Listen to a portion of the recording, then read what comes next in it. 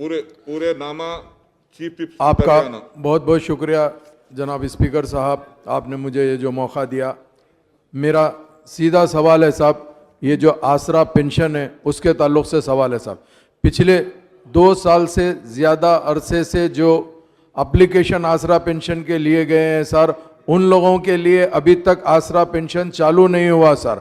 अभी मैं chief minister साहब का शुक्रिया अदा करता हूं, उन्होंने 57 ईयर्स का भी किया और उसके एप्लीकेशन भी लिए गए सर। मगर मैं आपसे सीधा ये पूछना चाहता हूं सर, आसरा पेंशन के अंदर ओल्ड एज पेंशन भी है, उसमें विडो पेंशन भी है, डिसेबल पेंशन भी है सर।